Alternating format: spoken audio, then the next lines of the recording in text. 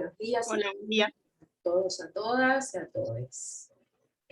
Como siempre les pido, si pueden, en la medida de sus posibilidades, encender las cámaras para poder vernos y cuando hacemos el intercambio, ¿sí?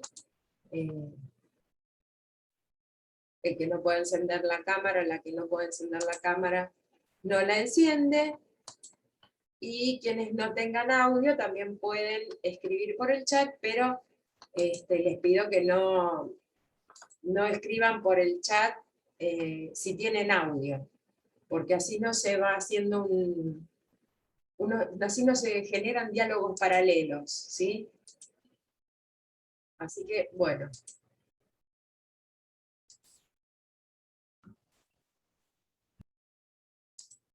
Bueno, ahí terminé de darle entrada a quienes ingresaron recién.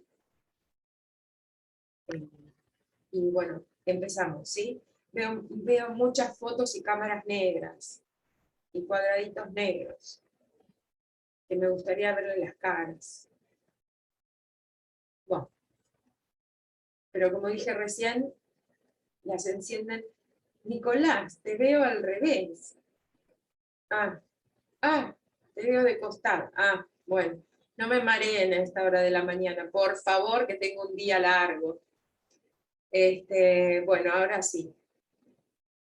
Bueno, repito, quien pueda encender la cámara, en buena hora. No escriban en el chat, a no ser que lo necesiten porque no pueden encender porque no tienen audio, para que no se genere un diálogo paralelo al que vamos a ir llevando adelante. Bueno, el tema de la clase de hoy es práctica, enseñanza y evaluación.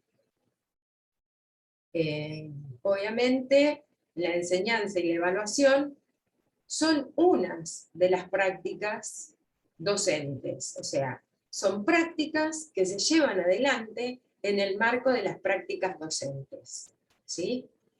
Que tienen sus características, ambas, que tienen sus particularidades, pero que en definitiva son prácticas, y en tanto prácticas hay cuestiones que las unen, que las emparentan, ¿sí? Además de estar dentro de este marco de las prácticas docentes, como dije recién.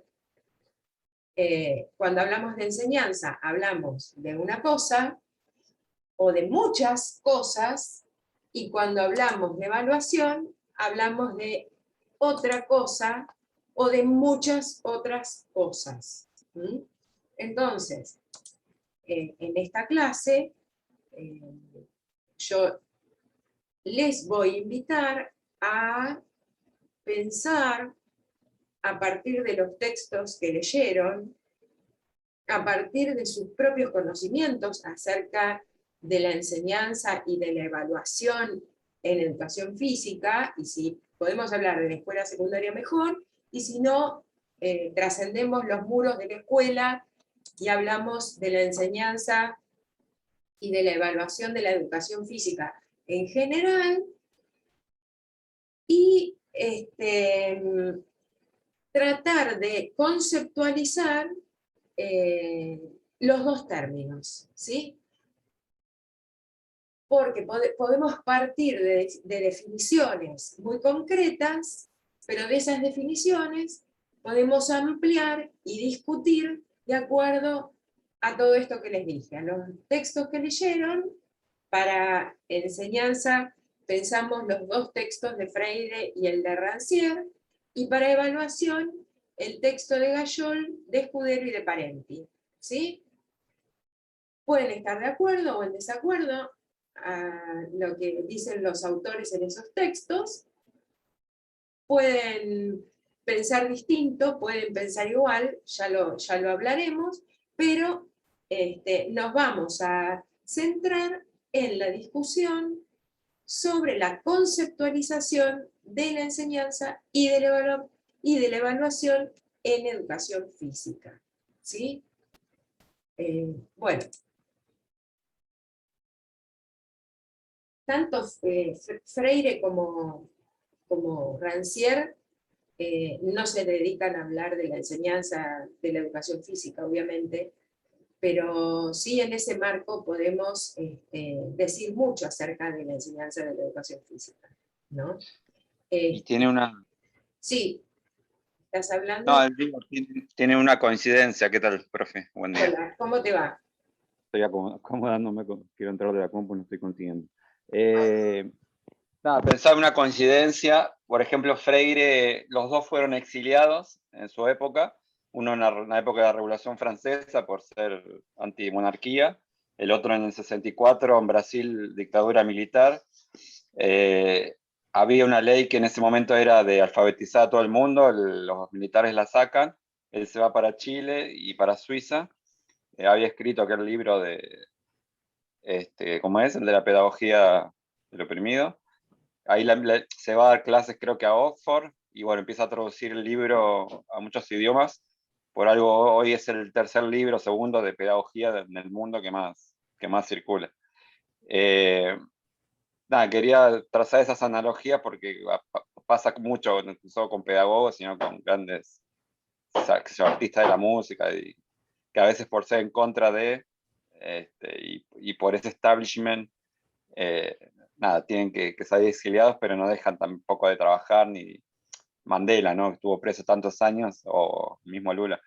No tienen tienen como esa resiliencia de superar eso y de verlo como un momento malo o algo que a superar, ¿no? Y como que le dan la vuelta, ¿no? Sí, Y que en no tiene esa realidad, margen de... y Ujú. que en realidad, al sentirse también excluidos, porque todos esos personajes que vos nombraste se han sentido excluidos en sus propias tierras, ¿no? Pueden ver la oportunidad de hablar en positivo justamente de eso que les sucedió. Y eso es por ahí lo que vos estás haciendo mención, ¿no? Y que realmente son obras que trascienden también su propia tierra, no solo por haber estado exiliados, ¿sí? Y ya que hablas de Rancière y de su exilio, eh, Maxi, ¿estás pidiendo otra entrada o hay Sí, otra? me conecto a la compu porque el celular tiene poca batería. Ah, porque te estaba dando la entrada, pero yo estaba hablando con vos, qué cosa, ¿no? Este, no, entonces, ya que Maxi empezó a hablar de ese tema, voy a traer a Rancière, ¿no?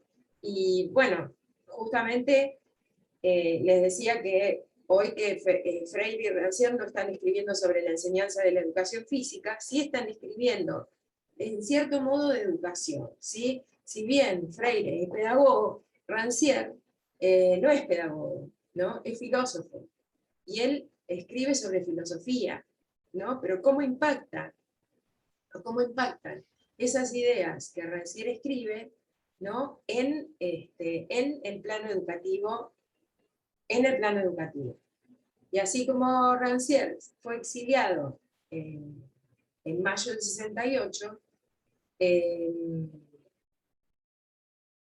él toma los escritos de Jacotot, ¿no? Porque por una investigación que él está haciendo, Jacotot sí era un pedagogo, era abogado, que sí se exilió en momentos de la Revolución Francesa, ¿no?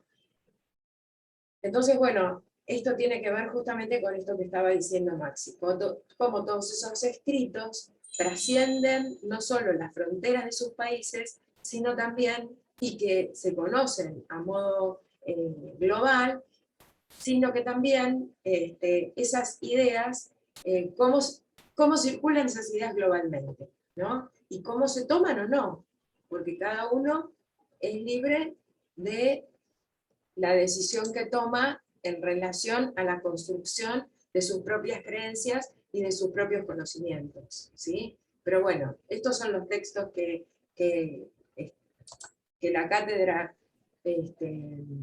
quiso poner a consideración, ¿no? Por eso figuran en el programa como lectura obligatoria, y bueno, es lo que hay. Sí, Chacotot, Entonces, un poco el prólogo, ¿no? Había que leer, es el maestro ignorante, que ya el título digo, si me vendés un libro y me decís el maestro ignorante o el maestro feliz, te compro el maestro ignorante porque ya, no sé, supongo que Rancière debía tener un buen administrador de marketing porque es una frase súper vendedora. Por un lado se puede pensar algo contradictorio porque como que el maestro que lo sabe todo es ignorante. Y por otro lado, no sé, ignorante en qué, digo, todos somos ignorantes en algo y sabemos de otra cosa, depende, el ejemplo ese de Freire que va a la fábrica, hace 10 preguntas, hágame 10 preguntas, yo les hago 10 preguntas, ellos preguntan varias cosas de la fábrica, técnicas que, que Freire no sabía, y él le pregunta qué es la epistemología, no sé qué, no sé qué, y tampoco sabían, terminaron 10-10 empatados, y él les dijo, ven que ustedes también saben, porque ellos estaban así, ¿no? El maestro, el profesor, Bueno, va por ahí. un poco esa es la lógica de la igualdad que trae Rancière en su libro, ¿no? En El maestro ignorante, ¿no? No considerar al otro... esperen que el perro me va a romper la puerta.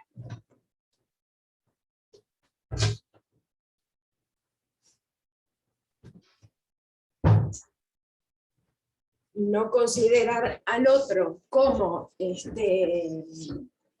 como diferente, como vacío, como que hay que completarlo, sino considerar esta igualdad, ¿no? Este ejemplo que dice Maxi de Freire en la fábrica es también alusivo puede ser a esto a esta lógica de la igualdad que trae Rancière, ¿no?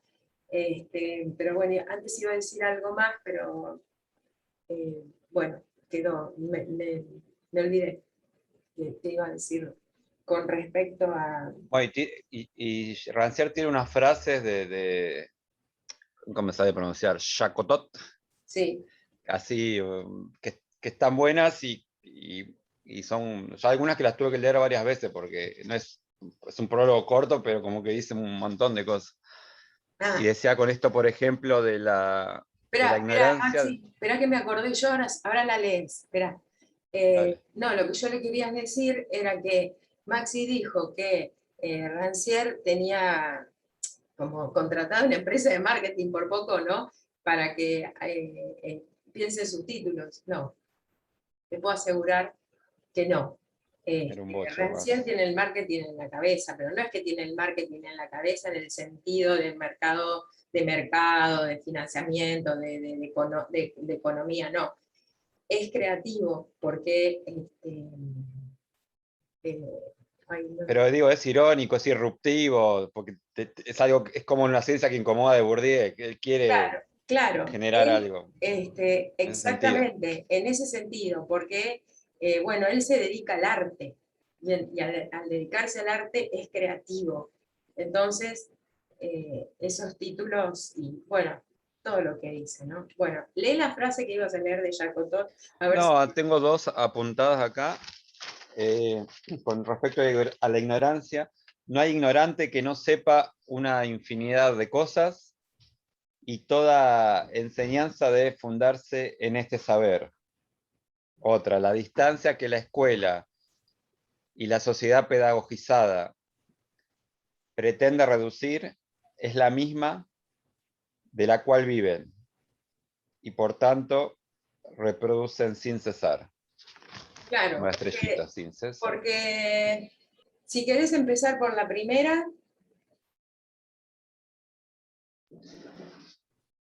No hay ignorante que no sepa una infinidad de cosas, un poco lo que decíamos de la bueno, fábrica, todo el era mundo lo es que, ignorante en algo claro, o discapacitado en algo. y que tiene que ver con la lógica de la igualdad intelectual, ¿no? Que si ustedes siguen leyendo el libro, él pone el ejemplo también de un nene discapacitado y que le enseña a hablar, no me acuerdo qué idioma, y que bueno, y puede empezar a trabajar tranquilamente, ¿sí? ¿Por qué? Porque él con esta lógica lo que quiere hacer es, es, es una crítica, o sea, en otros escritos, una crítica a la pedagogía tradicional, ¿no? Romper con el triángulo didáctico, romper con esa idea, ¿no? Y no hacer este triángulo donde el docente es el que está en la cúspide, el alumno está en un vértice y el contenido está en el otro vértice, sino que siempre el otro tiene algo para enseñarnos, ¿no? Cuando digo enseñarnos, porque me pongo en el lugar de enseñante, pero no en la cúspide, me pongo en el lugar de compartir, bueno, compartir y escuchar, ¿sí? Porque también por esta esta es una de las razones, o por esta razón, no pienso las clases expositivas y diciendo yo lo que dicen los autores. Porque como dije una vez en uno de los teóricos, sería subestimarlos a ustedes, ¿sí? Porque ustedes también leen y pueden hacer otras interpretaciones de esa lectura que están haciendo, que yo en todos estos años no la pude haber descubierto, ¿sí? O pueden hacer otras asociaciones con esa lectura que están haciendo y yo no la haya hecho nunca. Y entonces ahí está bueno escucharlos y escucharlas, porque también traen otras ideas. Y eso mismo sucede en las clases de educación física. Ahora me dirán sí o no, ¿sí? Ahora me dirán sí o no, porque primero voy a ver cuál es la otra, Maxi, la otra frase. Era, para que se me metan en la página, la distancia que la escuela y la sociedad pedagógica pretenden reducir es la misma de la cual viven y por lo tanto reproducen. Bueno, acá hay una crítica a la reproducción, ¿no? A las sociedades que están pedagogizadas, entonces la escuela tiene que reproducir eso que la sociedad pretende, ¿no? O dar respuesta a esas demandas que la sociedad pretende, ¿sí? Como por ejemplo, decíamos hoy, el mercado laboral. La escuela como institución escuela, debería ser simplemente o complejamente, como quieran verlo, o desde el lugar donde se paren es como lo van a ver, donde se transmite cultura y que todos y todas y todes los que habitamos la escuela deberíamos estar para llevar adelante procesos de enseñanza, procesos de aprendizaje en forma dialéctica, o sea, y que va en la misma sintonía con la idea de la lógica intelectual, de la lógica de la igualdad intelectual que sostiene el propio Rancière, ¿no? La escuela no debería reproducir esos modelos impuestos, la escuela debería crear, ¿sí? Conocimiento, construir conocimiento, reconstruir y reconfigurar conocimiento, ¿sí? Con esto no quiero decir que los problemas que están por fuera de la escuela, los conflictos que están por fuera de la escuela, impactan al interior de las escuelas. Pero lo que Rancière hace es criticar a Bourdieu, si se quiere, a Passerón, si se quiere, al Tusser, ¿no? Porque lo critica. Si siguen leyendo el libro, si leen otros libros, va a haber una crítica a la reproducción, ¿sí? En ese sentido. Bueno. Sí, ahí lo nombra ahí también a Bourdieu en un momento. Y el medio que critica la pedagogía tradicional, dice que la pedagogía tradicional y la moderna, como que las dos toman a la igualdad como objetivo, como objeto, y consideran la desigualdad como punto de partida. O sea que la escuela vendría a sanar esas desigualdades, como falta de, ¿no? Y por Claro, ahí en vez de priorizar el saber, o claro. Bourdieu también, con el Capital Cultural dice eso. Él da Claro. un ejemplo de la escuela. En la escuela es como un gobierno, entonces el docente, están los alumnos que más, ponele, que el docente llama, que pasa mucho cuando va el inspector. Bueno, ¿quién habla? Habla fulanito, fulanito y fulanito. Y como que esas personas después, hacen una analogía con el Estado, son los que, las oligarquías, digamos, que después van a dominar a... Ahí está la crítica a la sociedad pedagogizada. De eso se trata, ¿sí? Eso es lo que quiere poner o visibilizar en el libro, ¿sí? Bueno, y que sus lógicas, tanto la de la igualdad intelectual y la de la explicación, Es como que están en lucha con esas ideas. Bueno, y ahora yo le pregunto, ¿qué pueden decirme a partir de esto de esta, eh, no sé, vorágine, entramado de ideas que se vinieron hablando, con respecto a la enseñanza de la educación física? Si puede ser en la escuela secundaria mejor, y si no, eh, cómo abordan esa enseñanza en distintos lugares, si es que se desempeñan laboralmente ya en algún lugar, ¿no? ¿Cómo piensan? Con respecto a la igualdad intelectual, por ejemplo, con respecto a esta idea de romper el triángulo pedagógico. ¿Es así o no es así? ¿Podría ser, no podría ser? ¿Habría posibilidad o no habría posibilidad de pensar la enseñanza de la educación física de este modo? Yo quiero aportar, no tengo experiencia en colegio secundario, ¿Verdad? pero hablar un poco de lo que nos pasó en los prácticos, que participó una docente del Colegio de Bachillerato de Bellas Artes y hablaba de la educación como, la educación física, perdón, cómo se maneja en ese colegio, que a mí me sorprendió porque no sabía, aparte de la investigación que tuvimos que hacer, y cómo las alumnas y los alumnos iban decidiendo su transcurso por la educación física. Entonces, que ellos iban eligiendo como una especialidad y iban desarrollándose, y también se le delegaba mucho al alumno o a la alumna. Creo que ahí se está rompiendo el triángulo, porque son ellos y ellas los encargados, digamos, ¿no? De ver cómo continúa su futuro, a qué se quieren dedicar, a qué les da más importancia y qué les interesa más, digamos. Sí, Maylene. Yo ahí, No sé si... profe, tengo... Ah, perdón. No, yo iba a preguntar una cosa y ahora te doy la palabra, Federico.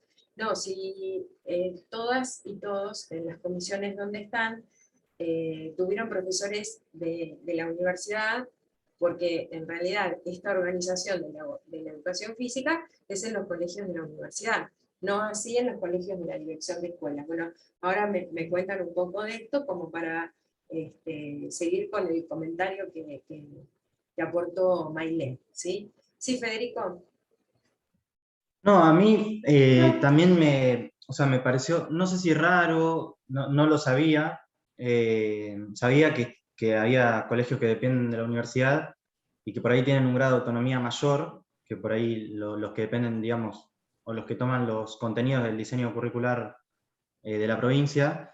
Eh, pero por ahí al decidir, no sé, me hizo ruido eso, como que van decidiendo desde temprano, y por ahí lo que queremos transmitir de la cultura es como que no se les enseñaría a todos lo mismo, digamos. Me hace ruido, no sé si es una crítica o no, o si me parece bien o mal, sino que como es contextualizado, que venimos viendo también, obviamente no va a ser lo mismo en un colegio así que en las afueras en un colegio rural o en un colegio de acá de mi pueblo, pero, pero bueno, también me llamó un poco la atención esa autonomía, digamos, que se pretende que construyan los estudiantes. Bien, bueno. A mí me pareció maravilloso, yo que no lo sabía, me parece excelente porque me hace pensar como si el alumno o la alumna tiene el poder de decisión. Por supuesto que va a estar interesado en la clase y no le va a pasar por el costado y no quedarse con ningún contenido. Si le interesa, no solo en la educación física, ¿no? Pero en todo, en la vida, si uno tiene poder de decisión de lo que hace, por supuesto que le va a poner más empeño y va a estar más interesado que si le pasa por el costado. Ejemplo, no sé, el softball. Hay algunos y algunas alumnas que están interesados y otros no, entonces se pueden ir por otra rama, o la natación. También con respecto, no sé si vos escuchaste a la profe Fede, no sé en qué comisión estás, pero también hay cosas obligatorias. O dicen generalmente, no sé, natación está en el programa, porque se suele elegir. No es que pasan todos los contenidos de largo y todos dicen, bueno, no aprendemos nada y es mejor para nosotros y nosotras. Como que los alumnos y las alumnas, al tener el poder de decisión, se involucran más. Me parece a mí, es mi punto de vista. Sí, creo que eso está bueno. Lo que me hace ruido es, digo, porque en otras materias también eligen lo que se da o tienen que ver lo que se prescribe o hay como una igualdad o sea, se pretende una igualdad en los conocimientos, digamos. No sé si se puede elegir, por ejemplo, en matemática qué ven. Para mí está genial que se pueda ver en educación física lo que se quiera. El tema es la desigualdad, digamos, que me parece que se genera con otras instituciones, que obviamente no siempre va a ser igual, pero yo lo pienso acá en un pueblo de 1000 habitantes, y son 7 u 8 por aula, y es como que, bueno, no tienen mucha posibilidad de elegir, es lo que se puede hacer. Y me parece bárbaro que se pueda elegir si hay una institución y las condiciones materiales lo permiten, que se pueda. El tema es, no sé si en otras materias también ocurre. No sé si en otras materias, como por ejemplo matemática o lengua, literatura, o como se llame la materia, ¿no? Pero sí sé que tienen otras materias optativas, entonces les dan un abanico, también llegado a cierto momento, porque en educación física los primeros 3 años son básicos, digamos básicos en el sentido comunes, ¿sí? Todos tienen el mismo programa, ¿sí? Respetan el mismo programa, entonces hay una articulación de contenidos como para tener un abanico amplio y para además, porque además tienen que tener posibilidades y conocimientos para poder elegir después el área donde van a seguir cursando. Yo sé que hay otras materias que son, no sé cuáles, pero había, no sé, no sé por qué, tenían materias optativas y además tienen orientaciones. No sé si Bellas Artes, porque Bellas Artes ya tiene su orientación artística en dibujo o en música, ¿no? O en plástica y música. Pero en el Colegio Nacional y en el liceo sí tienen otras orientaciones y según las orientaciones que eligen van a ser las materias que tienen, ¿sí? No sé si las eligen directamente, pero además tienen materias optativas. Levantó la mano Janina. Janina. Yo creo, profe, que se podría más o menos asimilar o comparar como lo que nosotros tenemos en la facu, que por ejemplo en cuarto y en quinto que tenemos seminarios y tenemos obligatorios y optativos, pero optativos no significa que puedes hacerlos o no, sino significa que vos podés elegir a cuál, con cuál tenés más afinidad o cuál te gustaría aprender, pero sí que los tenés que hacer. O sea, tenés 5 que tenés que elegir sí o sí, vos elegís cuál, pero no es que haces, o si querés los haces, si no querés no los haces. 2 obligatorios que te da sí o sí la carrera, y otros en los que vos podés, por afinidad o por lo que sea, elegirlo. Yo creo que va más por ese lado, que de elegir qué contenido descartar y qué no, como por ejemplo en matemática. Ay, no, yo fracciones, ecuaciones no quiero hacer, no, sino que es como que en la parte de educación física se daría algo así, como lo tenés que hacer, pero tenés la posibilidad de elegir vos qué y qué no. Claro, Claro. o sea, ¿dónde querés profundizar? De acuerdo a tus intereses, Claro. ¿En qué querés profundizar? Sí, Claro, me Sabrina. parece que va por ahí. Claro.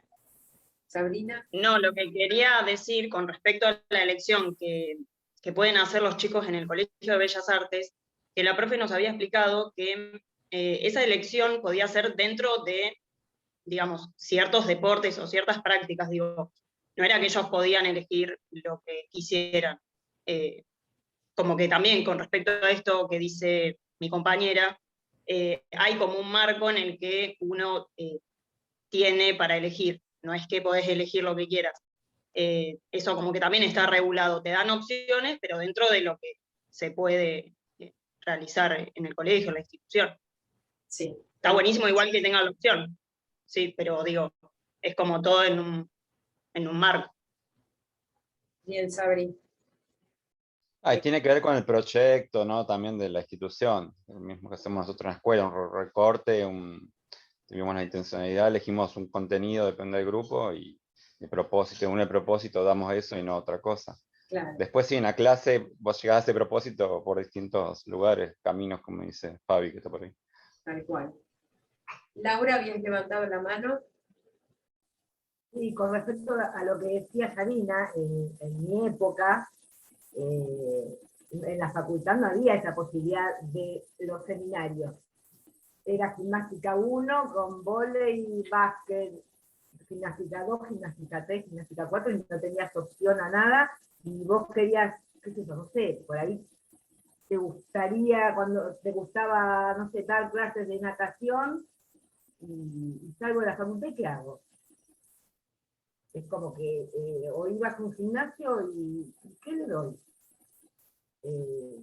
Bueno, Andrea, vos era el mismo plan más o menos, y era así, Claro, era muy limitado. claro, era Salías con eso, era y estricto, listo, ¿sí? estricto cuando no había elección. Claro, no había elección. Sí, bueno, no, Tal pero cual. somos tampoco de la misma época. Yo tuve en el último año, había seminarios o talleres, no me acuerdo cómo los llamaban, para elegir, y elegí navegación a vela. Así que tuve navegación a vela.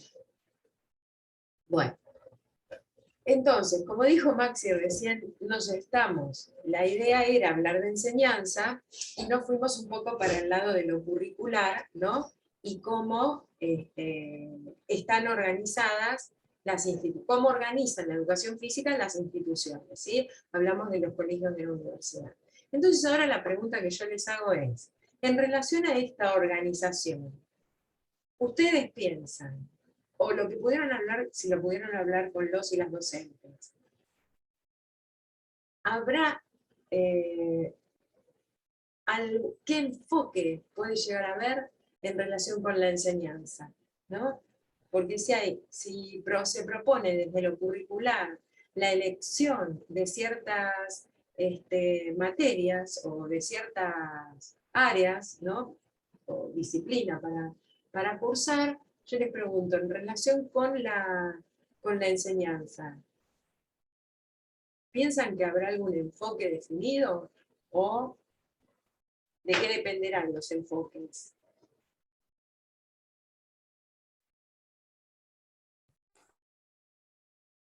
No lo piensen desde la escuela, piénsenlo desde ustedes mismos, ¿no?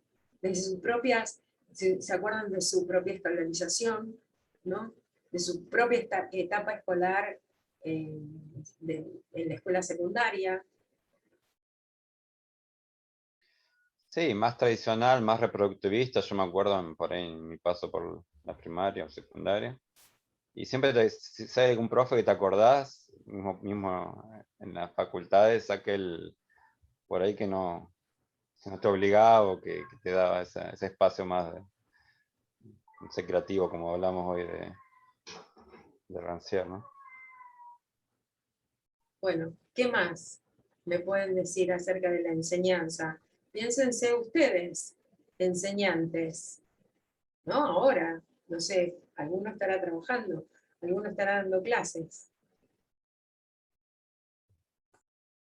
Y depende, profe, de, bueno, nuestro recorrido y nuestro posicionamiento teórico, o sea, recorrido escolar, como dijiste vos por un lado, y también nuestro posicionamiento teórico, o sea, qué posicionamiento asumimos en relación a la educación física, o sea, cómo la entendemos y cómo pensamos la enseñanza, digamos.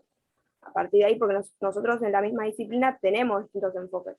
Entonces, a partir de ahí, a partir de cada uno donde se pare, va a decir, bueno, yo creo que la educación física es esto, entonces voy por este lado, porque hay distintas corrientes, digamos, que conviven, y bueno, para mí el enfoque va a depender del docente, de la institución, también de lo que esté ahí, o sea, también de lo que se nos presente, y cómo nosotros, con nuestro posicionamiento teórico, podamos resolver lo que se nos presenta ahí en el grupo, no sé, con los alumnos, o sea, en la interacción real, digamos. Bien, Evelyn, entonces, depende de este enfoque, será cómo nos vamos a posicionar con respecto a la enseñanza, ¿sí? Y en ese punto, la evaluación también, o sea, la evaluación también tiene esa coincidencia, ¿no? Depende del enfoque, será la forma de evaluar, ¿o no? Sí, profe, la otra vez había salido un tema pensando en esto de por ahí el grado de autonomía que podría llegar a tener, porque es verdad lo que dice Eve, el tema del enfoque nuestro va a, digamos, por ahí dirigir un poco la forma en la que abordamos la enseñanza o la evaluación también, más que nada creo. Pero también creo que estaba Fabiana, la primera clase de los prácticos, habíamos hablado de que también dependemos de la institución, porque creo que en algún grado marca digamos, la línea que habría que seguir, porque había salido el tema de ya conociendo los profesores de la facu que estaban en cada institución, sabían más o menos por dónde podía ir el enfoque que iban a abordar, pero bueno, Fabiana me dijo, también depende mucho de la institución, no es que una persona va e impone su modo de enseñanza o digamos, su visión únicamente de evaluación o de enseñar, de estar al frente de la clase. Profe, se va a cortar. Entramos de nuevo. Sí, en realidad la